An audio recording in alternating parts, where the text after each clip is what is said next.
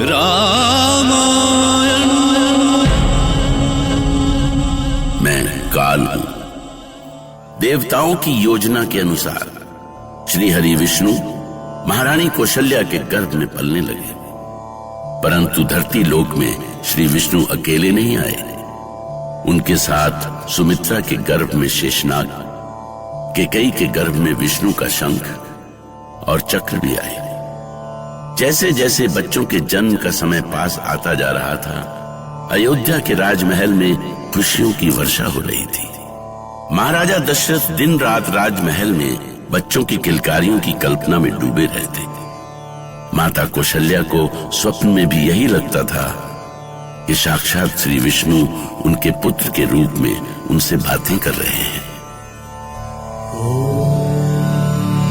विष्णवे नमः।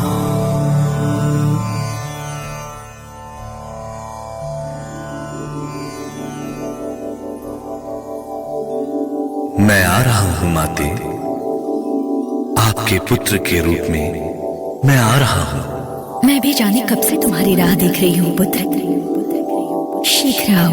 महारानी कौशल्या, महारानी कौशल्या, क्या? किसे बुला रही हैं?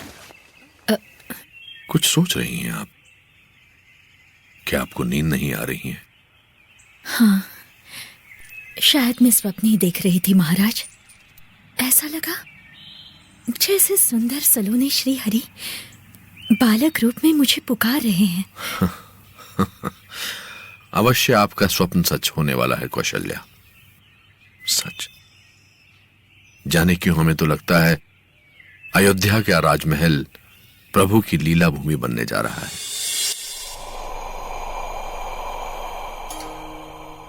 नारायण नारायण।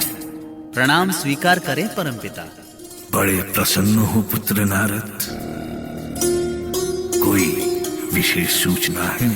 आपसे क्या छिपा है परमपिता, आप तो सब कुछ जानते हैं। अयोध्या की राजमहल में हरि विष्णु के अवतार रूप की अधीरता से प्रतीक्षा हो रही है। अयोध्या ही क्यों पुत्र, महाराज दशरथ के पुत्र की प्रतीक्षा तो सारा संसार कर रहा है। सत्य कह रहे हैं परमपिता, किंतु दूसरी ओर राक्षस राज लंकापति रावण का अहंकार तो बढ़ता जा रहा है। पुत्र नारद, लंकेश रावण जो भी कह रहा है उसमें उसका भय ही छिपा है, जबकि सत्य तो ये है कि मुझे राम के रूप में असुरों, दानवों और दैत्यों के विनाश की आहट मिल रही है। तो राम के आने में देर क्यों है परमपिता? अब और देर नहीं पुत्र, वो देखो सारे संसार की प्रतीक्षा समाप्त हुई।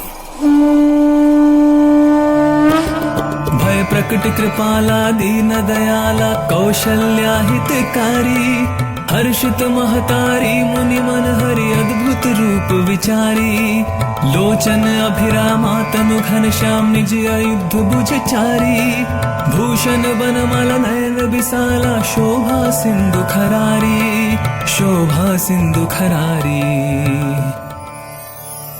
तो आखिर माता कौशल्या और सारे संसार की प्रतीक्षा समाप्त हुई। प्रभु के जन्म लेने की वो शुभ घड़ी आ ही गई। हे प्रभु, कैसे दिखते होंगे आप, कैसी होगी आपकी मीठी किलकारी, जिसे सुनने के लिए हमारा मन तरस रहा है। अयोध्या के राजमहल में खुशियों की वर्षा हो रही थी। माता कौशल्या को स्वप्न में भी यही लगता था कि साक्षात श्री विष्णु उनके पुत्र के रूप में उनसे बातें कर रहे हैं। माते, आंखें खोली। श्री हरि विष्णु आप?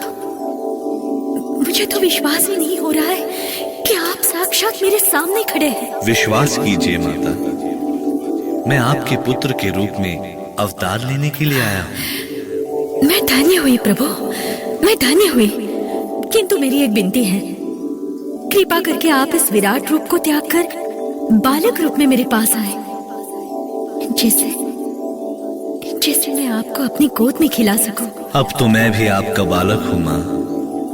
आप जो आदेश देंगी मुझे मानना ही होगा। विप्रधेनु सुरसंत हित लीन मनुज अवतार निज इच्छा निर्मित तनु माया गुण गोपाल।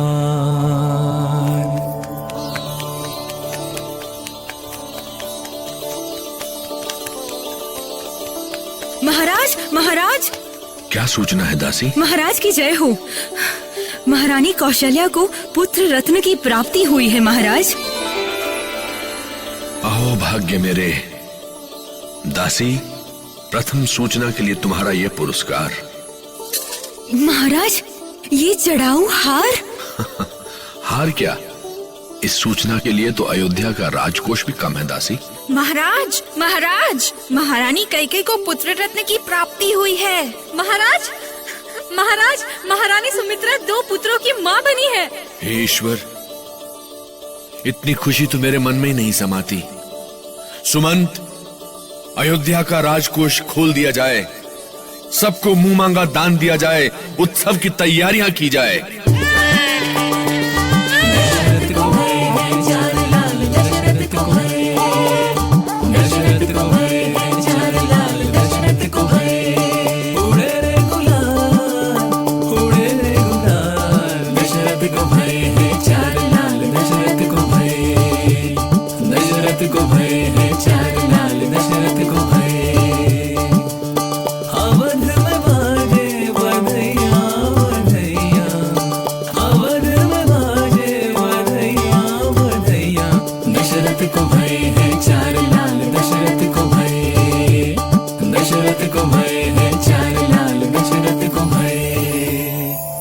हे प्रभु, कैसा रूप पाया है तुमने।